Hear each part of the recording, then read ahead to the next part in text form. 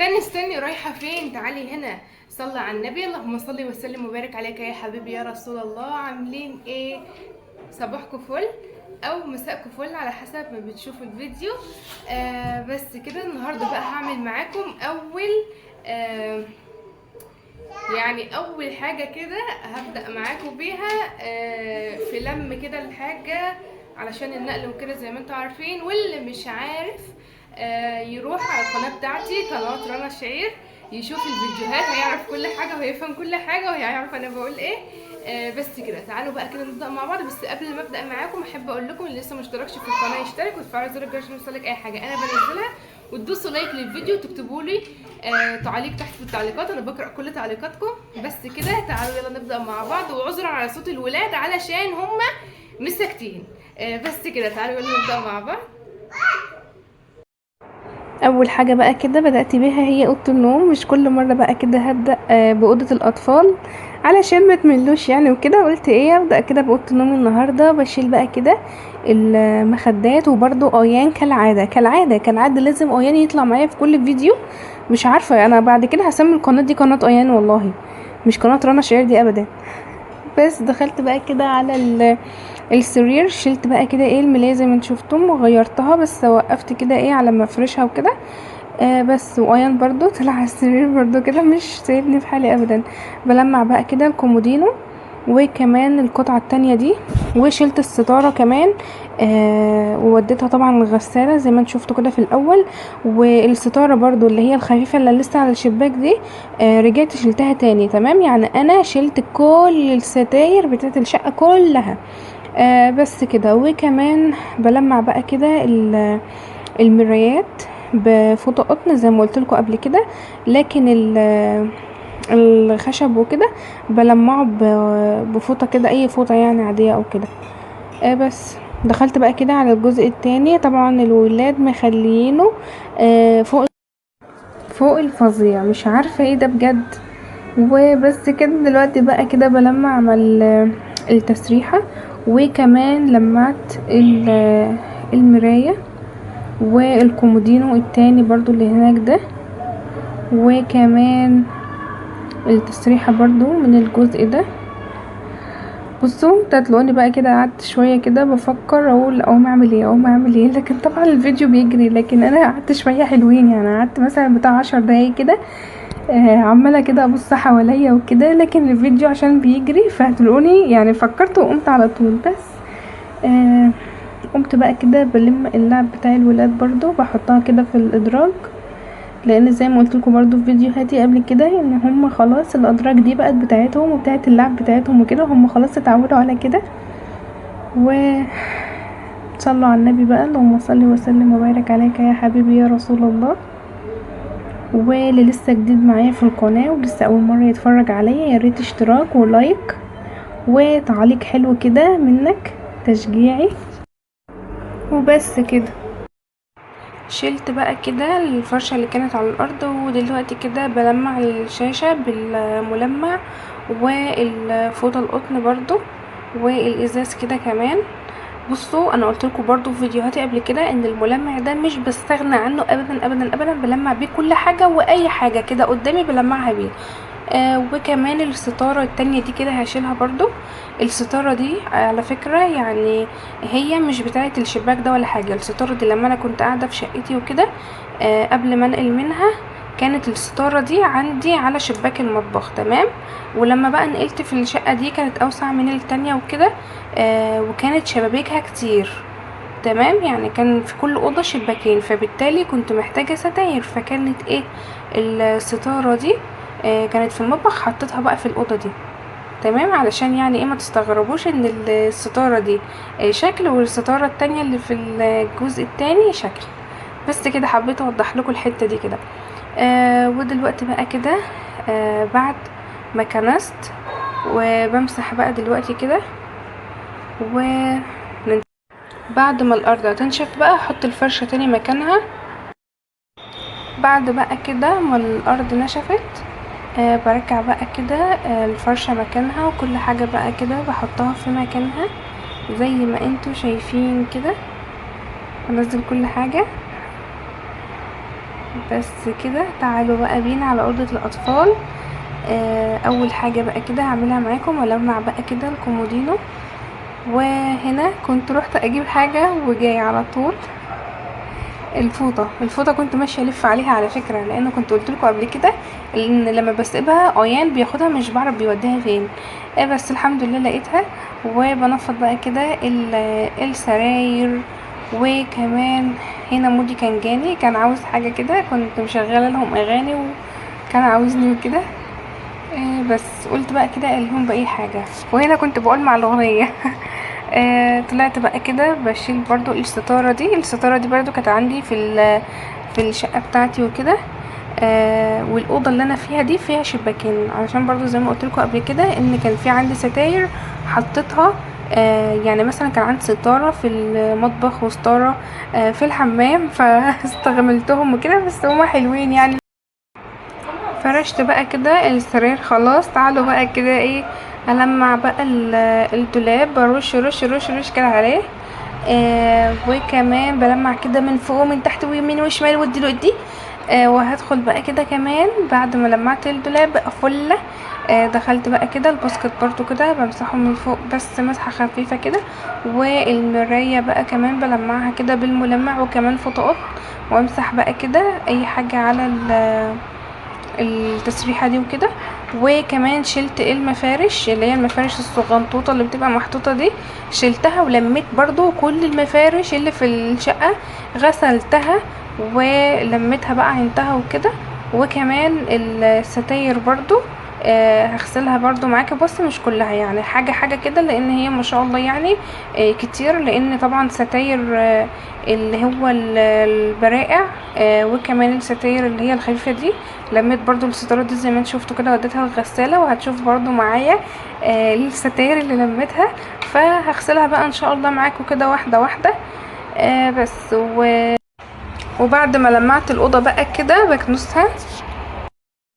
همسح بقى كده برضو اهو زي ما انتم شايفين كده. حاليا كنت جبت الشرشوبة وجيت بمسح بقى كده و بس كده وبس كده بس كده بس كده. صلوا على النبي، صلوا على النبي، اللهم صل وسلم وبارك عليك يا حبيبي يا رسول الله. خلاص كده بقت فله. تعالوا بقى نخرج على بره الصاله. فتحت بقى الاوضه المقفوله دي اللي كنت قايله لكم عليها ان هي فيها بلاط مفرقع وكده. بلاط فرقع ازاي مش عارفه، هو لوحده كده من عند ربنا كده حصل يعني، تك تك تك وخلاص. لميت بقى كده الستاره اللي كانت محطوطه. وبلمع بقى كده اللي واقفه مش عاجبها حد دي، انا مسمياها كده مش بقول عليها اسمها انا بقول اللي مش عاجبها حد، لان هي واقفه حاطه ايدها الاتنين كده في جنبها وجايه على جنب كده معوجه. بس ولمعت بقى كده النيش برضو بفوطه قطن زي ما قلت لكم. بحب جدا جدا استخدم الفوطه القطن في الازاز وفي المرايات، اللي حاجتين دول بتبقى فيهم تحفه. بعد بقى كده ما لمعت النيش دخلت بقى كده على الاوضه بتاعت الركنه دي اكنسها بقى كده كويس. وطبعا مش بدوس، لو لاحظتوا كده مش بدوس في النص خالص، انا كده بعدي رجلي من الجنب ده للجنب ده، لان كده يعني في النص بالظبط.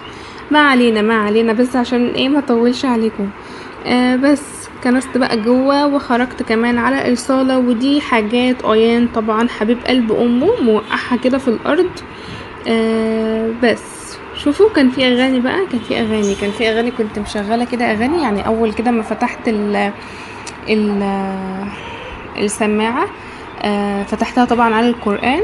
وبعد كده بقى شغلت كده شويه اغاني ايه للولاد بقى وكده. بس كده دخلت بقى الركن تاني. مش فاكره دخلت ليه كنت بعمل ايه كده، كنت بمسح صح. ايوه كنت بمسح كده، كنت بمسح. بس دخلت بقى كده اعمل الشرشوبة تاني. وبعد كده رجعت برضو اكمل بقية الصالة بقى كده، رايح جاي رايح جاي رايح. خلصت بقى هنا خلاص. ندخل بقى كده على الصالون. دخلت برضو كده لمعه، وهنفض برضو الكراسي كلها كرسي كرسي. وكمان بشيل بقى كده معاكم برضو المفرش اللي هي المفارش اللي على الترابيزات الصغنطوطة اللي واقفة هناك دي كده. بما اني بقى خلاص بلم الستاير، فبرضو بلم كده معاها المفارش، اي مفرش كده في الشقة كلها، على مثلا التسريحة او على في المكتبة يعني او كده. بلمهم برضو واغسلهم برضو ان شاء الله، واعينهم علشان لما انقل ان شاء الله باذن الله يعني الشقة الجديدة وكده، كل حاجة تتحط كده على نظافة، والحاجة تكون نضيفة. هي كده كده يعني الحمد لله انا كنت غسلها من قريب وكده، لكن بما اني هنقل فبرضه لازم اغسلهم وكده يعني. حتى برضه لما كنت في شقتي وجيت برضه نقلت هنا الشقة دي وكده، كنت برضه لازم اغسل كل حاجة كل حاجة. هتتابعوا معايا ان شاء الله في الفيديوهات اللي جاية، وهتشوفوا انا بعمل ايه بالظبط. ودوسوا لايك بقى، ما تنسونيش باللايك. قلت اسيبه لكم هنا كده علشان يفكركم وما تنسوش. بس لميت بقى كده الستارة، وكمان لميت الجزء التاني كده بتاعها، وهحطهم كده بقى مع بعض. يعني انا لما لميت الستاير كلها هتشوفوا برضو معايا كده في اخر الفيديو، لما لميت الستاير كلها دخلتها كده في اوضة. الأوضة ديت اللي انتوا كنتوا شفتوها معايا، يعني اللي كان متابع معايا الفيديوهات من الأول. دي الأوضة اللي فيها الركنة وكده بلم فيها الحاجة. لكن اللي مش متابع معايا يروح جاري يتفرج على الفيديوهات اللي قبل كده، فيديوهات تشجيعية وان شاء الله هتعجبكم جدا، وفيديوهات يعني مفيدة وكده لأي حد يتفرج عليها. بس جبت بقى كده المفك معايا، ودخلت بقى كده افك كمان الحاجات اللي في الحيطة دي، وجايبة معايا كمان شنطة كده علشان كل ما بلم حاجة يعني من الحاجات دي كده احطها كلها مع بعض في شنطة كده علشان مش تضيع. وبرضو هكتب عليها في الاخر خالص، بحط ورقة كده بلزقها عليها واكتب عليه الشنطة هي فيها ايه، علشان برضو اللي بيحط الحاجة في العربية وهي نازلة وكده اي حاجة تنزله يكون عارف. هنا كنت خلاص بقول لكم ما عدتش قادره، نرجع لمرجوعنا بقى. بس قبل كده كنت بوريكم برضو الغسيل انه مشغله على الغساله، حاطه فيها البراع وكده، اتنين بس. والغساله التانية برضو شغاله على الملايات والحاجه اللي كنت لميتها معاكم. دي كانت ملانه ودي كانت ملانه. يعني اليوم كان كله تعب في تعب في تعب، واصلا كان يومها مزاجي وحش كمان، فكان يعني ربنا اللي عالم والله ساعتها كنت عامله ازاي. بس الحمد لله على كل حال. نرجع برضو المرجانة اللي كان في الأول. كنت بقول لكم إن عشان يعني الحاجة وهي نازلة وكده، أو حاجة كمان اللي يشيل الحاجة يكون عارف الحاجة اللي هو شايلها دي فيها ايه. تمام، علشان ما ينفعش برضو ازاز يتحط على او مثلا كراتين ازاز يتحط فوقها حاجة تقيلة كده يعني. طبعا في الفيديوهات اللي جايه ان شاء الله هتعرفوا بالتفصيل انا بلم الحاجة ازاي وبحافظ على حاجتي ازاي علشان ما تتكسرش يعني ان شاء الله او كده. قلت بقى كده كمان اعمل شوية رز بالشعرية وكبدة بكملت كده جنب اللي بعمله، ما كانش فيه بس غير انا والولاد. قلت بقى كده ايه اعمل اي غدا كده على السريع. ودي كبدة فراخ كبد وقوانص وكده. فانا اول حاجة عملتها حطيت كده معلقتين من الزيت، شوية زيت كده صغنطتين يعني ما تكتريش، ونزلت كده بالقوانص زي ما انتوا شايفين.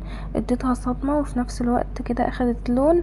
وكمان بفضل اقلب فيها اقلب فيها لغاية ما هي تكون زي المحمرة كده تمام يعني، عشان ما تتحرقش منك او كده. وفي نفس الوقت برضو زي ما انتوا شايفين قدامكم بقلب كده في الشعرية. والرز برضو كده حطيته بقى خلاص عليها، وهغطي عليها واسيبها كده مع نفسها، واظبط الملح بتاعي وكل حاجة. وبس كده غطيت بقى عليها اهو. وكمان جبت بقى كده ايه الكبدة هحطها برضو كده معاكم. لو اخدين بالكم القوانص لونها غير، يعني لو انتوا اخدين بالكم لونها غير. حطيتها بقى كده في جنب، ونزلت كده عليها بقى بالبصلة كنت مقطعاها ومجهزاها عشان ايه ماخدش وقت وكده. وقلبتها بقى كده فيها، وهسيبها بقى كده ايه تدبل كده شوية.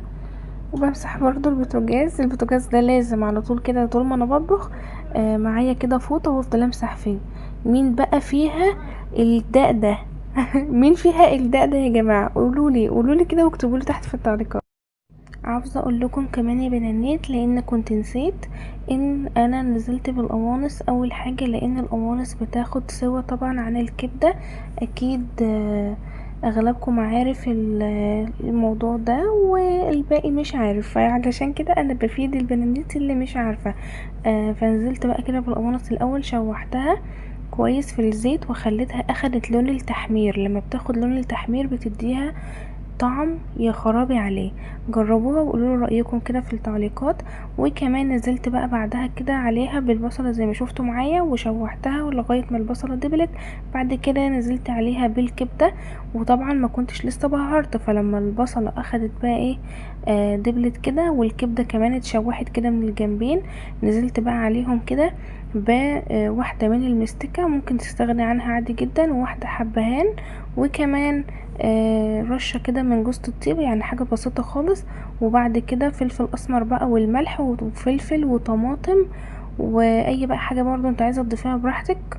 بس كده، وغطيت بقى عليهم كده ودخلت الم الهدوم، والباب شكله كده حالف ما هو مفتوح. طبعا برضو اللي متابع فيديوهاتي قبل كده عارف ان لازم الم هدوم وانشر هدوم. فدوسوا لايك بقى وما تنسونيش باللايك. مش كل شوية بقى هفضل كده افكركم باللايك يعني كل شوية كده هفضل اقول لكم حطوا لايك حطوا لايك.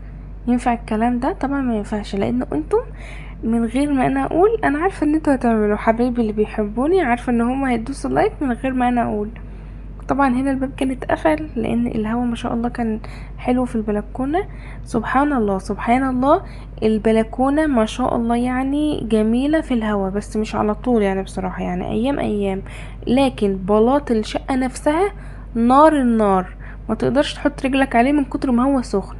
مش عارفه ليه كده. بس بقى كده بنشر المفارش. البلكونه هتلاقوها ما شاء الله فيها يعني مما تشتهي الانفس. مفارش هتلاقوا، هدوم هتلاقوا، ملايات سرير هتلاقوا منشور. كمان الستاير، كمان كنت غسلت البراعي بتاعت اوضه النوم كده، وكانت صورتين كمان صغيرين نشرتهم يعني ما شاء الله. عاوزه اقول لكم صلوا على النبي عليه افضل الصلاه والسلام. وكمان اللي وصل معايا لنهايه الفيديو لسه ما اشتركش في القناه، اتمنى تشتركوا في القناه وتفعلوا زر الجرس عشان يوصلكوا اي حاجه انا بنزلها. وبس كده، مع السلامه، باي.